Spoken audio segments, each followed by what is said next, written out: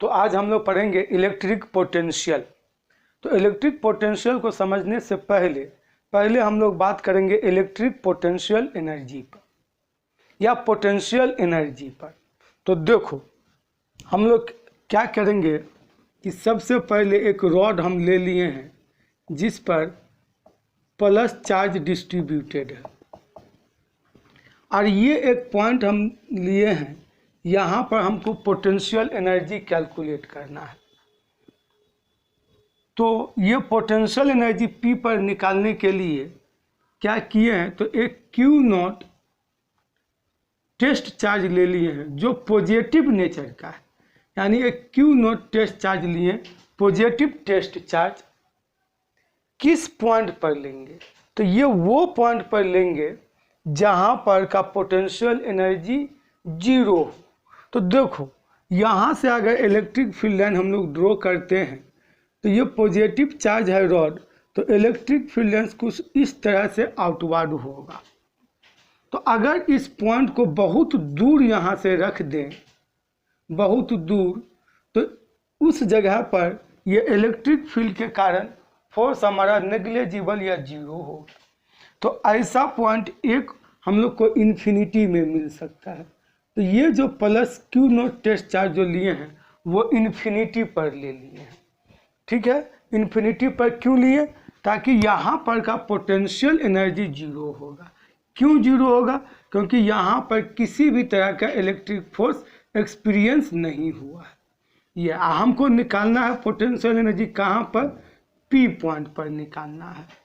तो potential energy जो P point का होगा that will be equal to, ध्यान से सुनोगे, the potential energy at P point will be equal to the work done in bringing this charge from infinity to point P।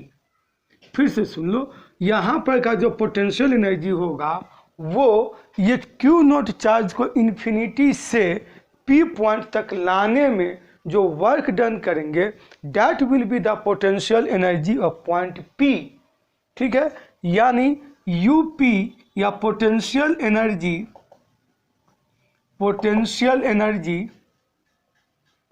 U at P equal to हो जाएगा W infinity. अब इसका nature को थोड़ा सा देख लो कि वर्क जो ये किए हैं ये पॉजिटिव है कि नेगेटिव है। तो देखो इलेक्ट्रिक फील्ड इस डायरेक्शन में जा रहा है, तो इलेक्ट्रिक फोर्स का भी यही डायरेक्शन होगा, और चार्ज को हम अगेंस्ट द फोर्स ला रहे हैं। यानी तुम अगर ऐसे समझोगे तो फोर्स हमारा इस डायरेक्शन में लग रहा है और Q0 इस डायरेक्शन में मूव कर रहा है, डिस्प्लेसमेंट। तो अगर एंगल देखा जाए तो ये 180 डिग्री का एंगल होता है। तो W इक्वल टू होता है FS cos थीटा। तो थीटा यहाँ पर कितना हो गया 180 degree, cos 180 degree that is equal to -1, यानी -FS। यानी फोर्स के अगेंस्ट हम लोग ला रहे हैं चार्ज को, तो वर्क डन निगेटिव होगा, यानी वर्क यहाँ करना पड़ेगा, ठीक है, वर्क यहाँ करना पड़ेगा। तो यहाँ पर हो जाएगा माइनस, यानी UP इक्वल टू हो जाएगा -W इन्फिनिटी हो जाएगा। ये हमारा होगा UP equal to -W infinity. तो ये समझ में आ गया कि पोटेंशियल एनर्जी यहाँ पर क्या होगा। तो potential energy will be equal to the work done in bringing a positive test charge from infinity to the point P। ये होगा, ये पॉजिटिव टेस्ट चार्ज का मैग्नीट्यूड एकदम से नेग्लिजिबल, बहुत छोटा रखते हैं, बहुत छोटा। क्यों ऐसा करते हैं, ताकि इसके कारण जो इलेक्ट्रिक फील्ड वगैरह हो, इलेक्ट्रिक फोर्स वगैरह हो, वो नेग्लिजिबल हो। तो ये टेस्ट चार्ज बहुत स्मॉल टेस्ट चार्ज होता है।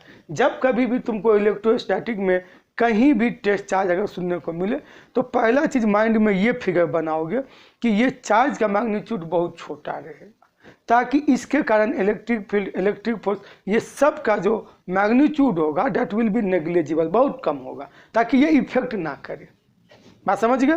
तो ये हो गया, तो ये मेरा पोटेंशियल एनर्जी निकल गया P पॉइंट का। अब आ गया इलेक्ट्रिक पोटेंशियल। तो देखो इलेक्ट्रिक पोटेंशियल को हम लोग कैसे इसको बताते हैं।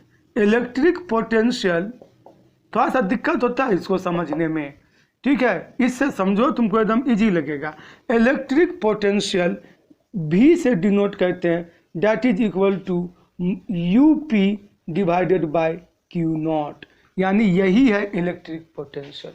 Electric potential is the potential energy per unit charge, ठीक है, per unit electric potential energy per unit charge in bringing a unit positive या in bringing a test charge from infinity to the point P। ऐसे पूरा बात बोल सकते हो, नहीं तो थोड़ा सा में अगर याद रखना है तो सीधा सीधी याद रखना है क्या है, तो electric potential is the potential energy per unit positive charge. ये एक्चुअली में पोटेंशियल एनर्जी ही है।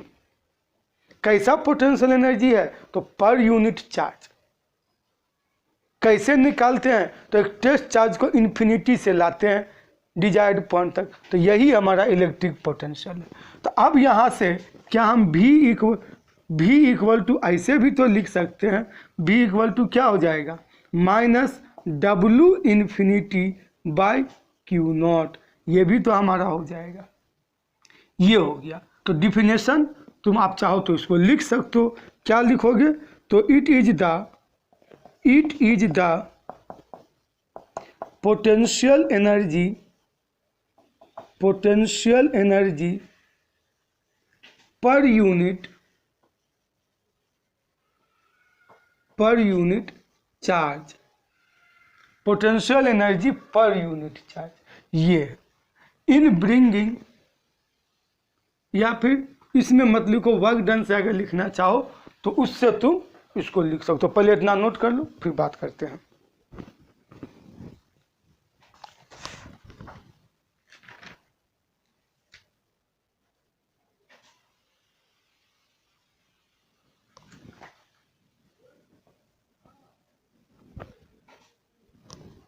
हो गया ये, तो इतना बात को याद रखोगे, ठीक है।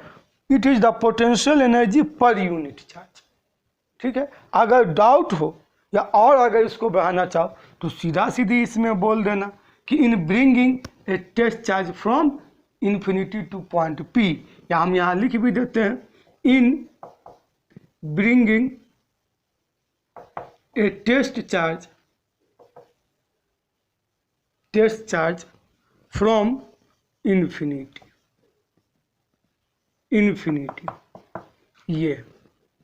यही हो गया इसका डिफिनेशन। सीधा सीधी बात याद रखना है कि potential energy per unit charge, तो पोटेंशियल एनर्जी कहाँ से, इन्फिनिटी से चार्ज को मूव कराने में, ठीक है। या फिर तुम बोल सकते हो कि ये electric potential is the work done in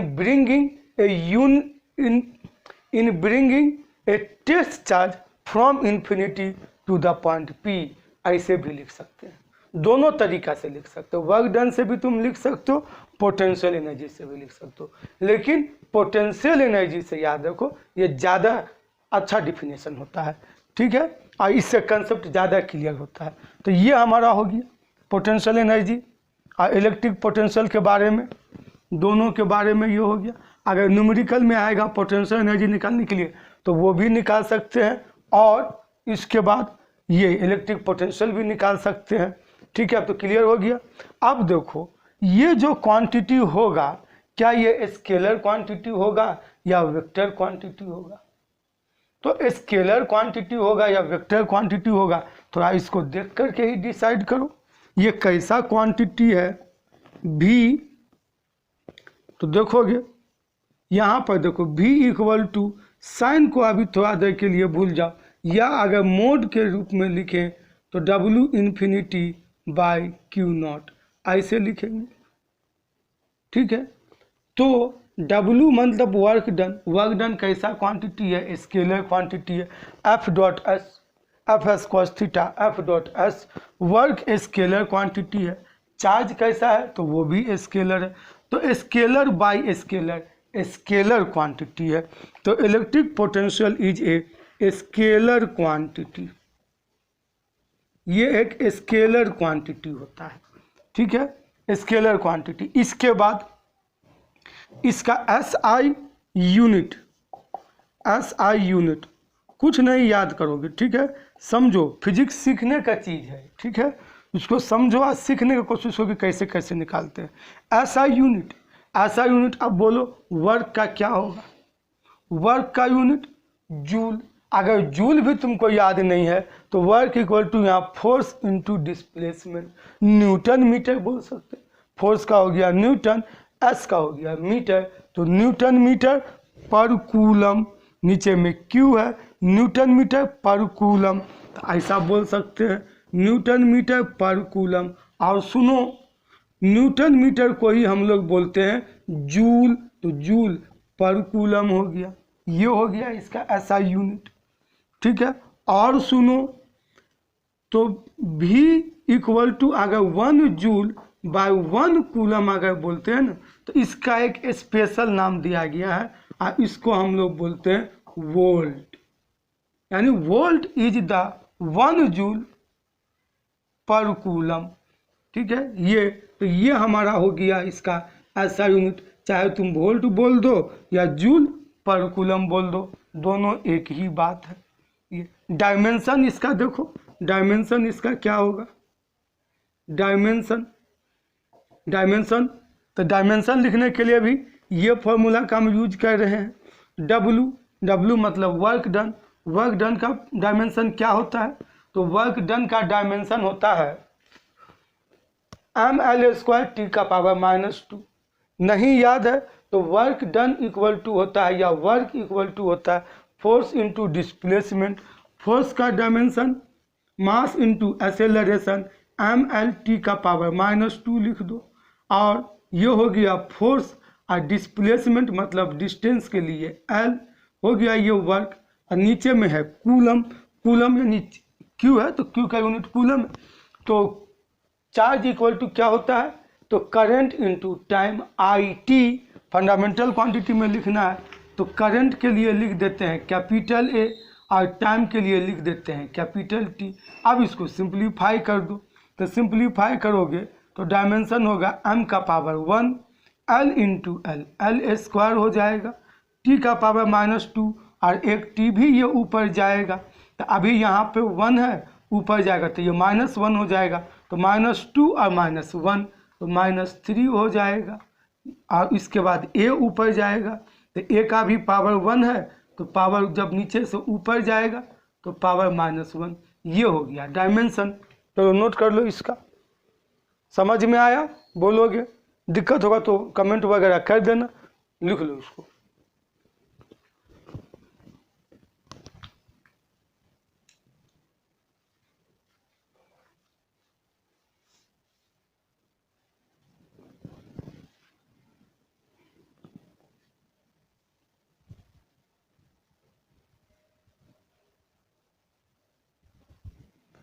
next हम लोग इस पे बात करेंगे पोटेंशियल डिफरेंस बिटवीन 2 पॉइंट, ठीक है, पोटेंशियल डिफरेंस बिटवीन 2 पॉइंट।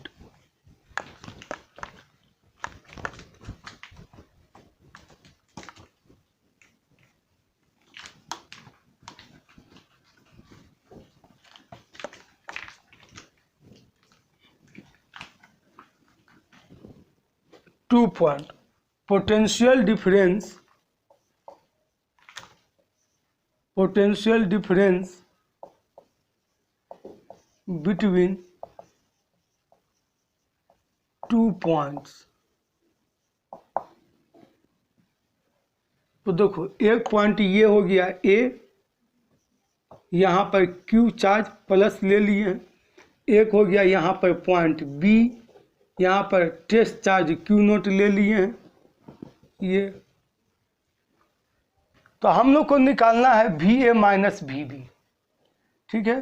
तो VA minus VB potential difference क्या हो जाएगा, तो इस टेस्ट चार्ज को यहाँ तक लाने में जो वर्क डन किए और डिवाइडेड बाय Q0। तो अब देखो ये तो प्लस चार्ज है, इलेक्ट्रिक फील्ड इस डायरेक्शन में, तो फोर्स भी इसी डायरेक्शन में, ऐसे ऐसे, तो फोर्स भी इसी डायरेक्शन में लग रहा है और चार्ज को इस तरह से हम लोग डिस्प्लेस करवा रहे हैं फोर्स के अगेंस्ट में, तो क्या हो जाएगा, यहाँ से यहाँ तक वर्क डन का मैग्नीट्यूड WAB हो गया। और चूंकि अगेंस्ट द फोर्स मूव करवा रहे हैं तो यहाँ माइनस कर देंगे, डिवाइडेड बाय Q0 कर देंगे, हो गया। Potential difference between two charges, ये निगेटिव साइन इंडिकेट कर रहा है कि यहाँ वर्क डन करना पड़ेगा, बाहर से करना पड़ेगा। बात समझ गए? यानी अगर हम इसको लाएंगे ए की तरफ तो हमको इस चार्ज के ऊपर में कुछ वर्क, कुछ काम करना होगा, तभी ये यहाँ से यहाँ तक आएगा, खुद से ये नहीं आ सकता है। यही चीज़ ये इंडिकेट कर रहा है। तो इस एक्सप्रेशन से कुछ इंपॉर्टेंट कंक्लूजन मिल रहा है। क्या मिल रहा है? यानी खुद यहाँ पर अगर ए से बी में ये प्लस चार्ज है और यहाँ पर बी पॉइंट है, तो मतलब VA यहाँ का जो पोटेंशियल होगा वो VB से तो ज़्यादा होगा, यानी VA is greater than VB, VA greater than VB, ये है। तो यहाँ पर से एक बात तो ये समझ में आया कि VA ग्रेटर देन VB होगा, तभी तो हम बाहर से वर्क डन कर रहे हैं। अगर ये लोअर पोटेंशियल में रहता तब तो चार्ज खुद ब खुद यहाँ आ जाता, लेकिन ऐसा तो हो नहीं रहा है, हम बाहर से काम कर रहे हैं। तो इसका मतलब क्या हुआ कि VA VB से ज़्यादा है, यानी VA ग्रेटर देन VB हो गया। इंपॉर्टेंट कंक्लूजन हो गया। दूसरा पॉइंट इसमें क्या होगा, तो दूसरा पॉइंट ये होगा कि ये टेस्ट चार्ज हमारा अगर पॉजिटिव है, पॉजिटिव ही लेते हैं टेस्ट चार्ज जनरली, और पॉजिटिव ही है, तो पॉजिटिव चार्ज अपने से अगर मूव करेगा तो हायर पोटेंशियल से लोअर पोटेंशियल में मूव करेगा, लेकिन खुद से ये लोअर पोटेंशियल से हायर पोटेंशियल में मूव नहीं कर सकता है। बात समझ गए? तो दूसरा कंक्लूजन यहाँ पे आया कि positive charge always move from higher potential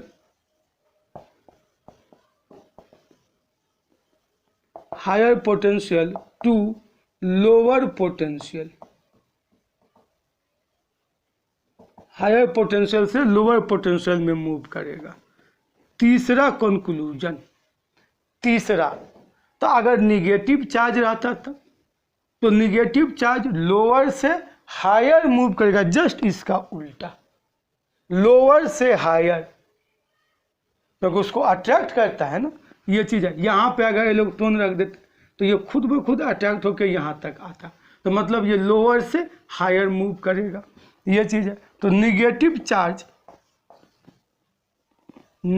charge always move from lower potential to higher potential, lower potential से हायर पोटेंशियल में ये मूव करेगा, ये होगा। ये हमारा इससे कंक्लूजन निकल रहा है। ठीक है, तो चलो इतना को नोट कर लो। अब क्वेश्चन हम लोग बनाते हैं, जल्दी से नोट कर लो।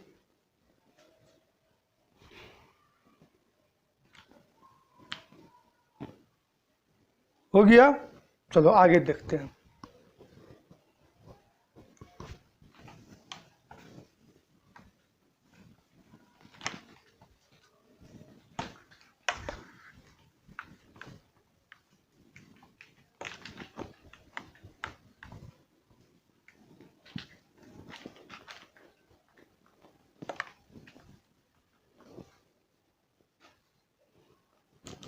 तो देखो क्वेश्चन क्या है, तो क्वेश्चन ये है, the electric potential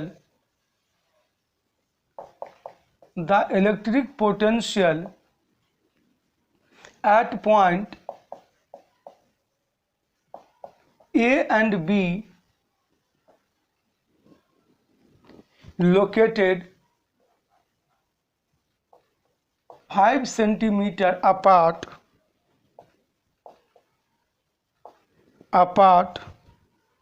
are plus 10 volt and minus 10 volt respectively. How much work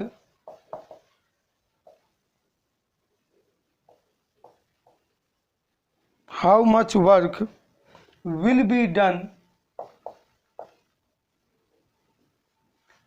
be done in carrying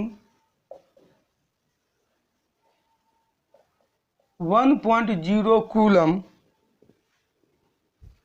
charge from A to B.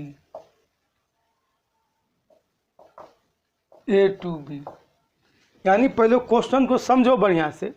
हम लोग को दिया है the electric potential at 2 point A and B located 5 centimetre apart are +10B and -10B। यानी हम लोग को दिया हुआ है इस टाइप से कि दो गो पॉइंट है, एक है A और एक है B और इसके बीच का डिस्टेंस है 5 सेंटीमीटर। यहाँ का A का पोटेंशियल 10 वोल्ट है और B का पोटेंशियल -10 वोल्ट है। ठीक है, ये इस टाइप से दिया है। हाउ मच वर्क, कितना वर्क किया जाएगा in bringing to carry 1 coulomb charge from A to B, A से B ले जाने में 1 कूलम चार्ज को A से B ले जाने में कितना वर्क करना पड़ेगा। तो सॉल्यूशन में पहले लिखो सॉल्यूशन गिवन में क्या क्या चीज़ दिया हुआ है। तो VA +10 वोल्ट, VB -10 वोल्ट, इसके बाद Q 1 कूलम और R 5 सेंटीमीटर। तो A से B ले जाने में कितना काम करना पड़ेगा। तो अभी जस्ट हम लोग देखे हैं VA - VB = WAB/Q, माइनस में हम लोग देखे थे ये है। तो यहाँ पर तो थोड़ा सिचुएशन को समझोगे, यहाँ पर डाउट होता है थोड़ा सा कि VA VB कैसे हम लोग समझेंगे। तो हम लोग जो अभी पढ़ रहे थे उसमें B पॉइंट ये था, A पॉइंट ये था और चार्ज को इधर मूव करवा रहे थे Q0 चार्ज और Q यहाँ तब लिखे थे VA - VB = -WAB/Q, ऐसे करके हम लोग लिख दिए हुए थे ये। अब देखोगे तो यहाँ पर इसको मूव करा तो यहाँ पहले फाइनल हो गया, ये फाइनल और ये इनिशियल। चार्ज जहाँ से ला रहे हैं जहाँ तक ले जा रहे हैं तो तक वाला हो गया क्या फाइनल, VF - V इनिशियल, ऐसे करके लिखे हैं -WAB/Q, ये हमारा है। तो यहाँ पर देखोगे यहाँ पर हमारा क्या होगा। तो हम लोग कहाँ से कहाँ ले जा रहे हैं, क्या बोल रहा है। तो how much work will be done from A to B, A से B ले जाने में, यानी A हो गया इनिशियल I और B हो गया फाइनल F, ये है। तो यानी VB - VA करना होगा, VB - VA =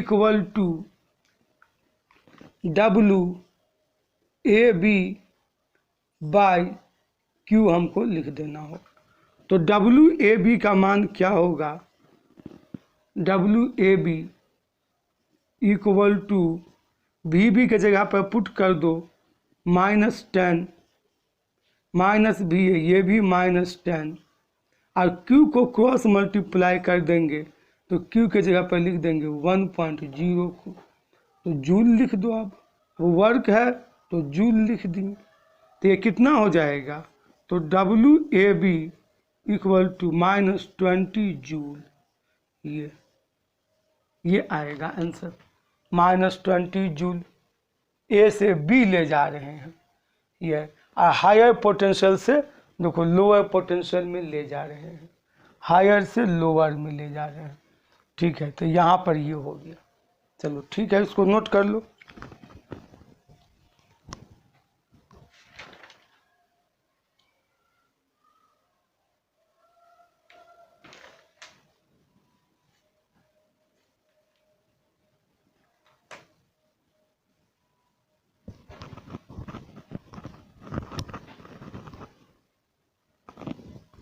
यहाँ पर हम लोग हायर से लोअर ले जा रहे हैं, चलो ठीक है। माइनस भी यहाँ लिखे हुए हैं, तो अगर माइनस लिख देते हैं तो माइनस माइनस यहाँ पर क्या हो जाएगा, प्लस। तो इसका मतलब क्या हुआ कि यहाँ पर हम लोग को वर्क डन करना नहीं पड़ेगा, वर्क हम लोग को मिलेगा, क्योंकि पॉजिटिव चार्ज है ना 1 कूलम, तो ये खुद ब खुद चला जाएगा हायर से लोअर में, तो वर्क हम लोग का क्या आएगा, पॉजिटिव आएगा।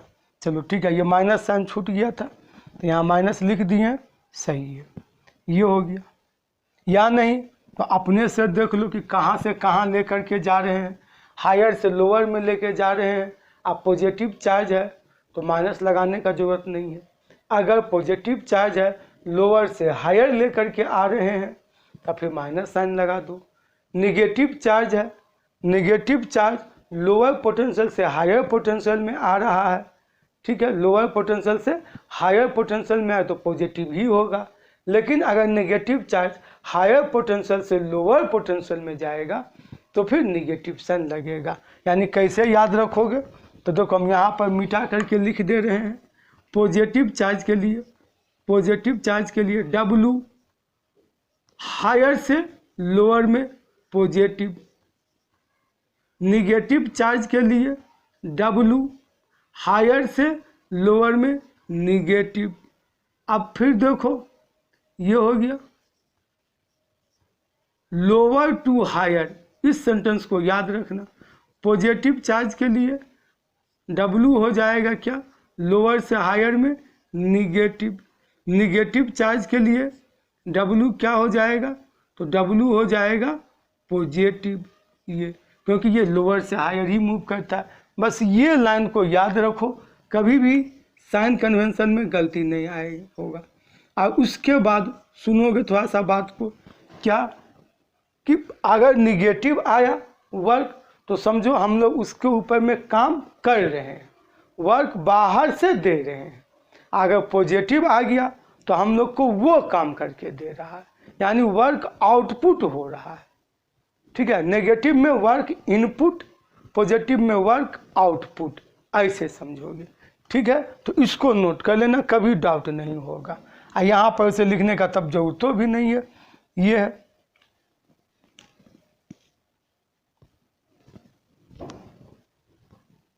चलो ठीक है, तो इसके आगे दूसरा सवाल।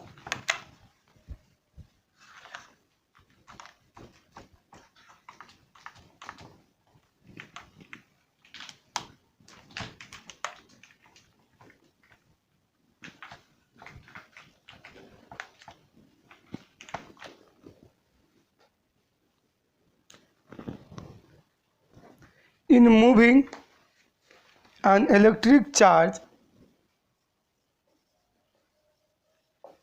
in moving an electric charge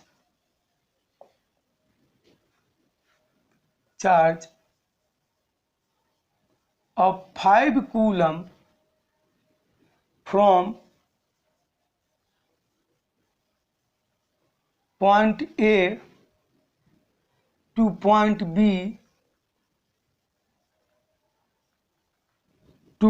B in an electric field,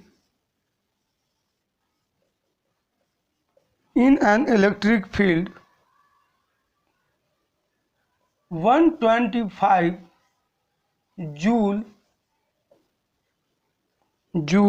of work has to be done.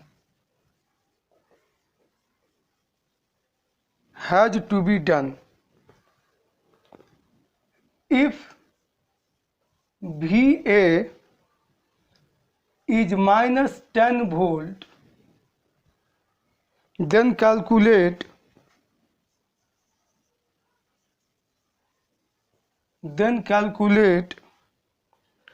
VB। तो VB निकाल के बताइए, ये हमारा क्वेश्चन है।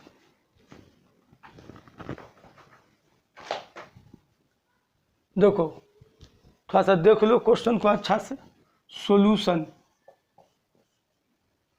इन moving an electric charge of 5 coulomb from A to B in an electric field 125 joule of work has to be done. 5 coulomb charge positive है, work हमारा positive मिल रहा है, यानी चार्ज कहाँ से कहाँ जा रहा है, हायर से लोअर में जा रहा है। ठीक है, ये है V A is -10 volt. Then calculate V B. तो वी बी ए से बी में जा रहे हैं, तो V B minus V A equal to W A B divided by Q. तो कितना हो गया हम लोग का, देख के बोलो। तो यहाँ पर हो गया वी बी का वैल्यू हुआ, निकालना है, माइनस वी ए, तो -10 हो गया equal to W A B 125 divided by Q हो गया 5। ठीक है, तो V B plus 10 equal to, ये कैंसिल हो जाएगा, तो डैट इज इक्वल टू 25, ये हो गया 25। तो V B equal to 25 minus 10 equal to 15 volt. देखो एकदम आ गया, V B minus V A W A B by Q, concept लगाएं इसमें आ गया। तो यही चीज़ है, इसको याद रखो कि हायर से अगर वर्क हमको पॉजिटिव दिख रहा है तो मतलब चार्ज हायर से लोअर में जा रहा है, पॉजिटिव चार्ज है ये हायर से लोअर में। अगर लोअर से हायर जाता तो ये निगेटिव दिया हुआ रहता।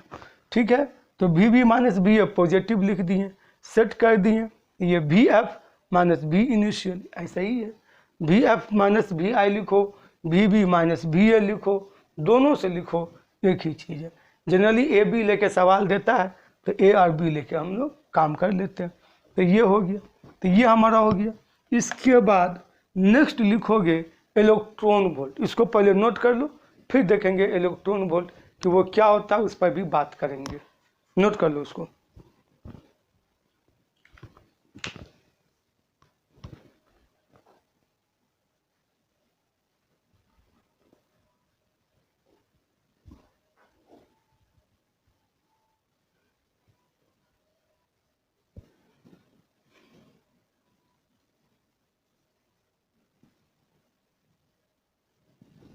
चलो ठीक है, इसका आगे कंटिन्यू करते हैं।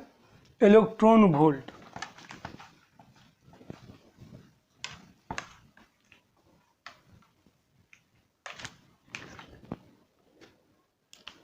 इलेक्ट्रॉन वोल्ट, ये जो छोटा सा टॉपिक है जो हम लोग को एटॉमिक फिजिक्स में यूज हो जाता है। ठीक है, और ये इलेक्ट्रॉन वोल्ट जो है basically A small amount of work को रिप्रेजेंट करता है, छोटा सा वर्क को।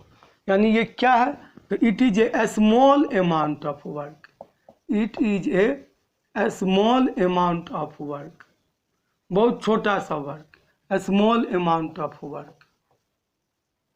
ये कहाँ पर इसका यूज देखने को मिलता है, एटॉमिक फिजिक्स, यानी जहाँ पर हम लोग इलेक्ट्रॉन, प्रोटॉन या फोटोन, ये सब चीज़ को, अल्फा पार्टिकल, बीटा पार्टिकल, ये सब को लेके जब डील करने लगते हैं ना, तब हम लोग इलेक्ट्रॉन वोल्ट का यूज करने लगते हैं।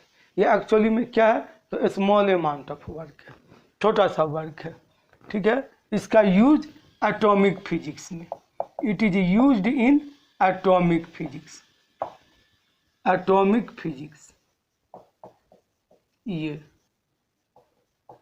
सिंबल इसको कैसे डिनोट करते हैं, तो सिंबल इसका हो जाता है ई और भी, electron volt, E for electron, भी फॉर वोल्ट, इलेक्ट्रॉन वोल्ट। तो अब ये है क्या चीज़, ये है क्या चीज़, तो देखो 1 electron volt equal to work done, work done in bringing या इन मूविंग, जो लिखना है लिख सकते हो, in moving an electron from one point to other point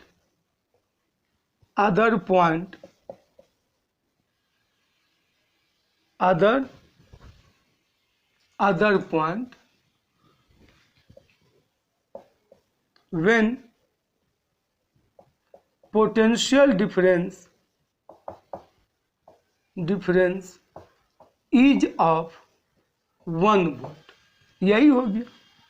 तो 1 EV equal to work done हम लोग बोले हैं, तो वर्क डन क्या हो जाएगा, वर्क डन, तो वर्क डन इक्वल टू होगा Q इंटू V। अभी तो हम लोग पढ़े हैं V इक्वल टू, याद करो ना, V equal to W by Q। तो W इक्वल टू क्या हो जाएगा, Q इंटू V नहीं हो जाएगा, W इक्वल टू क्यू भी, ये है। तो Q इंटू V, तो Q यहाँ पर कितना है, तो 1 इलेक्ट्रॉन है, 1 EV equal to 1 electron into 1 volt, ये हो गया। 1 इलेक्ट्रॉन का चार्ज 1.6 इंटू 10 का पावर माइनस 19 इंटू 1 हो गया। तो यहाँ पर आ जाएगा 1 EV इक्वल टू 1.6 10 का पावर माइनस 19, चूँकि ये वर्क को रिप्रेजेंट कर रहा है तो जूल इतना होगा। 1 इलेक्ट्रॉन वोल्ट इक्वल टू 1.6 10 का पावर माइनस 19 जूल। बहुत छोटा सा ये वर्क है, बहुत छोटा सा, इसी को हम लोग बोलते हैं इलेक्ट्रॉन वोल्ट। याद रहेगा। चलो इस पर भी एक सवाल तुम लोग करो, लिखोगे क्वेश्चन, पहले इसको नोट कर लो फिर क्वेश्चन लिखोगे।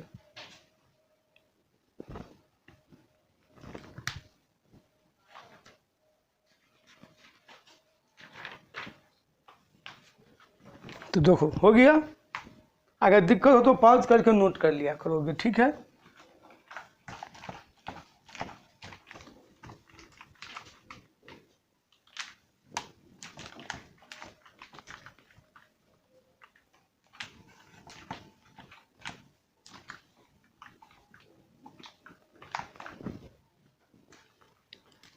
An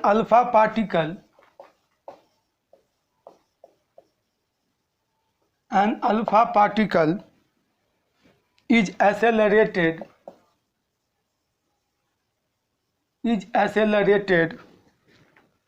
at 10 volt potential difference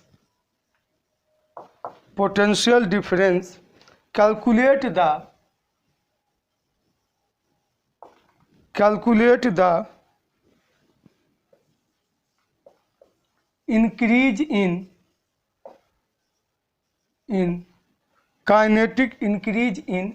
its kinetic energy। ये सॉल्यूशन देखते हैं, यही हम लोग का क्वेश्चन है। तो देखो हम लोग को दिया हुआ alpha particle is accelerated in 10 volt, तो गिवन लिख लेते हैं। गिवन में अल्फा पार्टिकल के ऊपर में चार्ज कितना होता है, अल्फा पार्टिकल के ऊपर में चार्ज कितना होता है, अल्फा पार्टिकल के ऊपर में चार्ज 2e, याद रखोगे 2 इलेक्ट्रॉन के बराबर एक अल्फा पार्टिकल पे चार्ज होता है 2e। और इसके बाद भी हमारे पास में कितना दिया हुआ है 10 वोल्ट, ये हो गया पोटेंशियल डिफरेंस, ठीक है, भी 10 वोल्ट। तो हम लोग को पूछ रहा है काइनेटिक एनर्जी। याद करो क्लास 11 का वर्क एनर्जी थ्योरम क्या कहता था, वर्क एनर्जी थ्योरम कहता था कि increase in kinetic energy equal to work done, या change in kinetic energy equal to work done. तो इंक्रीज इन काइनेटिक एनर्जी या change in kinetic energy equal to हो जाएगा वर्क डन, ये तो that is equal to work done. अभी देखे हैं W equal to Q into V, सीधा सीधे याद रखो, या Q into delta V, potential difference अगर है तो Q इंटू डेल्टा भी, ये तो क्या हो जाएगा, Q के जगह पर लिख देंगे 2E, आप पोटेंशियल के जगह पर लिख देंगे 10V, that is equal to 20 electron volt. अगर जूल में लिखना चाहते हो तो 20 इंटू 1.6 10 का पावर माइनस 19 जूल। ई का वैल्यू को पुट कर दो तो 16 दूनी 32 और 0 इंटू 10 का power minus 19 joule and that is equal to 3.2 10 का पावर माइनस 18 जूल। ये हो गया। ठीक है, आज का लेक्चर में यहीं तक रहेंगे। नेक्स्ट लेक्चर हम लोग देखेंगे electric potential due two point charge पर। तो मिलते हैं नेक्स्ट लेक्चर में।